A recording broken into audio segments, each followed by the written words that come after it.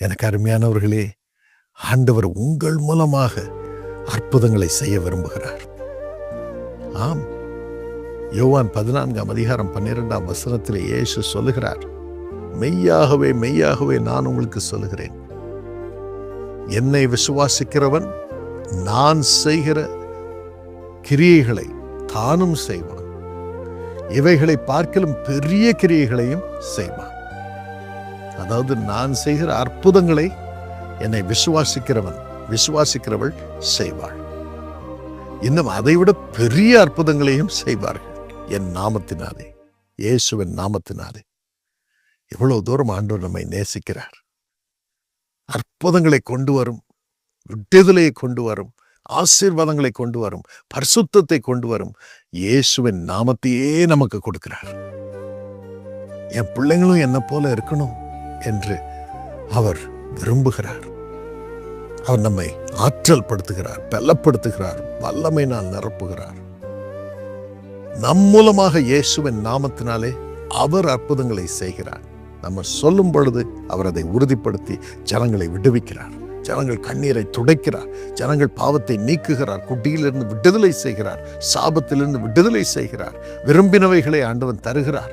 நோய்களை நீக்குகிறார். பிசாசுகளை துரத்துகிறார். இந்த அற்புத வல்லமையை உங்களுக்கும் ஆண்டவர் இன்று தர விரும்புகிறார். இயேசு அதற்காகவே சிலுவையில் தம்மே பலியாக ஒப்புக் கொடுத்திருக்கிறார். வேறு ஒரு மனிதனும் அவர்களுக்கு உதவி செய்ய முடியாது.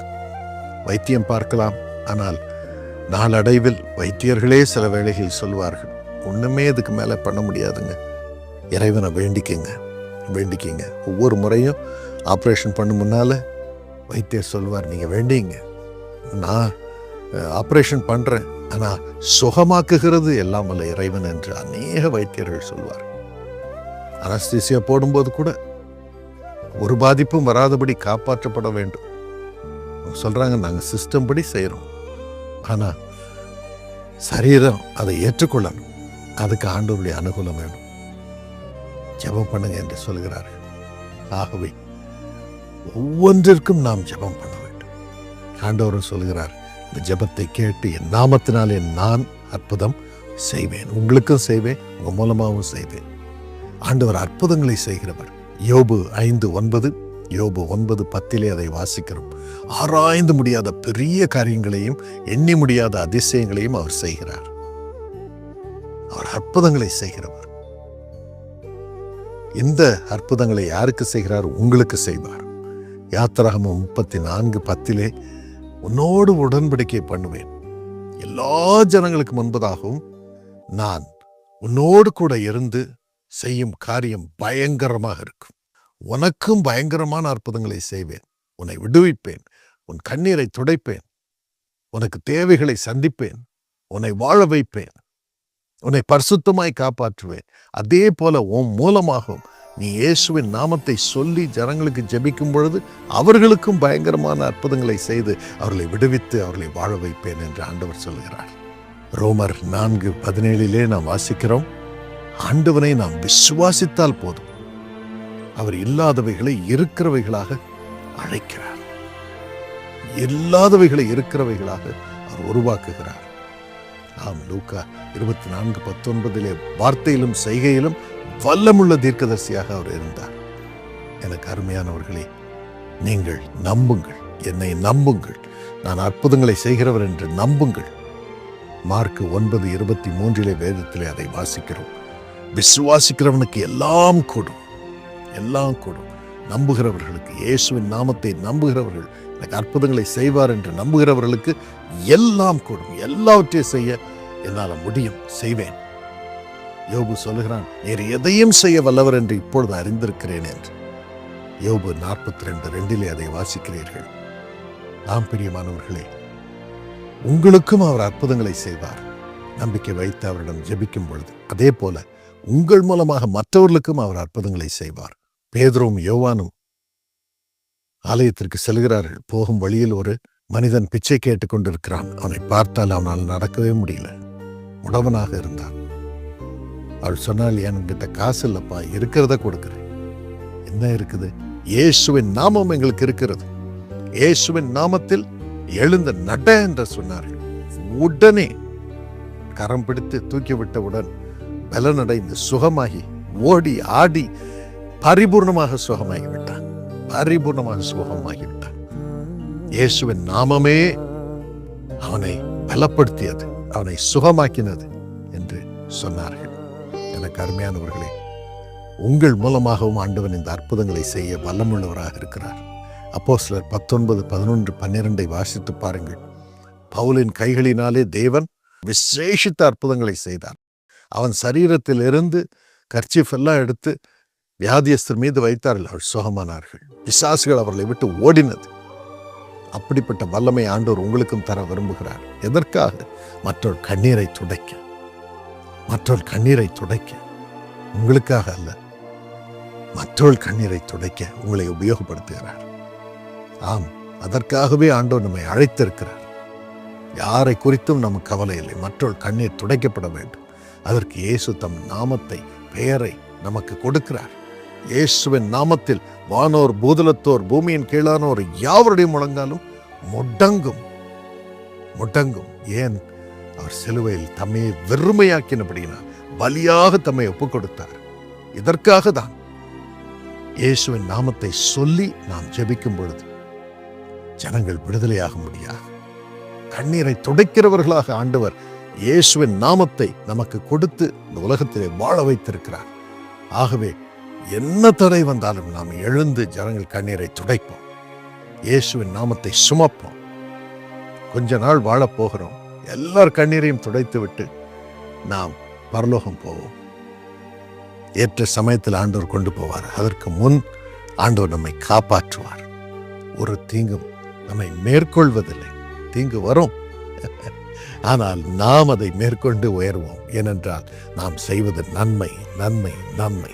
இயேசுவின் நாமத்தினாலே ஜனங்களுடைய கண்ணீரை துடைத்து அவருடைய நாமத்தை சொல்லி ஜெபிக்கும் பொழுது அவர்களுக்கு புது வாழ்வை இயேசு தருகிறார். இயேசு தருகிறார். நம்ம கையில் அற்புதம் கிடையாது, இயேசு செய்கிறார்.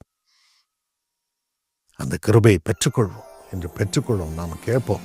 மார்க் 16, 17 இயேசு சொல்லுகிறார், என்னை விசுவாசிக்கிறவர்களால் நடக்கும் அடையாளங்கள், என் நாமத்தினாலே பிசாசுகளை துரத்துவீர்கள், நவமான பாஷைகளை பேசுவார்கள். நவமான பாஷைன்னா பாவ பாஷை, குடி பாஷையில இருந்து பரிசுத்த பாஷை, குடி இல்லாத வாழ்க்கை. அதை ஒரு மனுஷனும் செய்ய முடியாது, கடவுள் தான் செய்ய முடியும். அதற்கு தான் இயேசுவின் நாமத்தை நமக்கு கொடுக்கிறார். அதோடு கூட வியாதியஸ்தர் மீது கைகளை வைப்பார்கள், அப்பொழுது அவர்கள் சொஸ்தமாவார்கள். நம்ம கையில் நம்ம கை வைக்கிறோம், அடையாளம் தான். இயேசு தம் கரத்தை வைப்பார். அவர் கையில் காயம் இருக்குது, அந்த காயத்தினால் சுகமாக்குவார் என்று ஏசாயா 53:5 கூறுகிறது. இன்றும் இயேசு உயிரோடு இருக்கிறார், உங்களோடு இருக்கிறார். தைரியமாக மற்றொரு கண்ணீரை துடையுங்கள். இயேசுவின் நாமத்தினாலே அவர்களுக்கு அற்புதங்களை செய்யுங்கள், விடுவியுங்கள். அப்பொழுது நீங்கள் விடுதலை ஆவீர்கள். ஜெபம் பண்ணுவோமா? ஏசப்பா, தயவாக ராஜா, எங்களுக்கு உமது நாமத்தை கொடுத்திருக்கிறீர். ஸ்தோத்திரம், ஸ்தோத்திரம், ஸ்தோத்திரம். அதை சுமந்து கொண்டு போய் மற்றொரு கண்ணீரை துடைக்க, எங்கள் குடும்பத்தினர் கண்ணீரை துடைக்க, இயேசுவின் நாமத்தை சொல்லி ஜெபிக்க எங்களுக்கு கிருபை தாரும், இருதயம் தாரும்.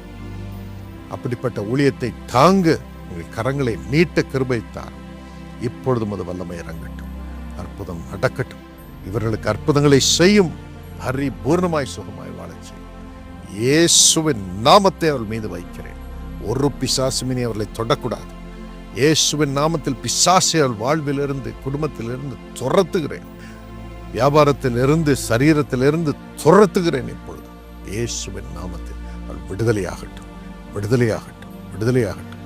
பொல்லாத பிசாசுகளை, மந்திர சக்திகளை இயேசுவின் நாமத்தில் இவர்களை விட்டு நீ வெளியே போ என்று உனக்கு நான் கட்டளையிடுகிறேன். Just leave them now.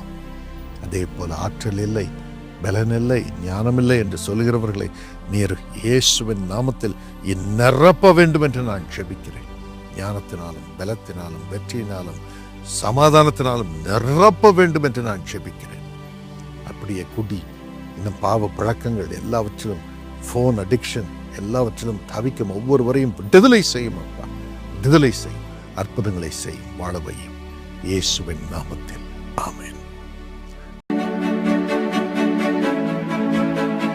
தேசத்திற்காக ஏறெடுக்கப்படுகின்ற உபவாச ஜெபம் பிரதி புதன்கிழமை தோறும் காலை 10 மணிக்கு பம்பலப்பிட்டிய ஜெப கோபுரத்தில் நடைபெறும். දේශීය උදෙසා පැවැත්වන නිරාර යාඥාව සෑම බදාදා දිනකම උදෑසන 10ට බම්බලපිටිය යේසුස් කැඳවයි යාඥා කුළුණේ පැවැත්වේ. යේසුස් කැඳවයි සේවය මගින් ඉදිරිපත් කරනු ලබන යාඥා කාලයේ වැඩසටහන සෑම අඟහරුවාදා දිනකම උදෑසන 6ට ස්වර්ග TV නාලිකාව ඔස්සේ විකාශය වේ. இயேசு அழைக்கிறார் ஊழியம் வழங்கும் ஜெபத்தின் நேரம் நிகழ்ச்சியானது ஒவ்வொரு செவ்வாய்க்கிழமைகளிலும் காலை 6:30 மணிக்கு சுவர்க தொலைக்காட்சியில் ஒளிபரப்பாகும். காண தவறாதீர்கள். எமது 24 மணி நேர ஜெப சேவையை பெற்றுக்கொள்ள 0144881111 என்ற இலக்கத்திற்கு அல்லது 0112555401 என்ற இலக்கத்திற்கு அழைப்பை ஏற்படுத்தவும். අපගේ පැය 24 යාඥා සේවාවන් ලබා ගැනීම සඳහා 0114 88 111 යන අංකයට හෝ 0112 555 401 යන අංකයට හෝ ඇමතීමෙන් ඔබට යාඥාවන් ලබාගත හැකිය. ඔබ උදෙසා යාඥා කිරීමට අපගේ යාඥා මැදිහත්කරුවන් ආශාවෙන් බලා සිටිති.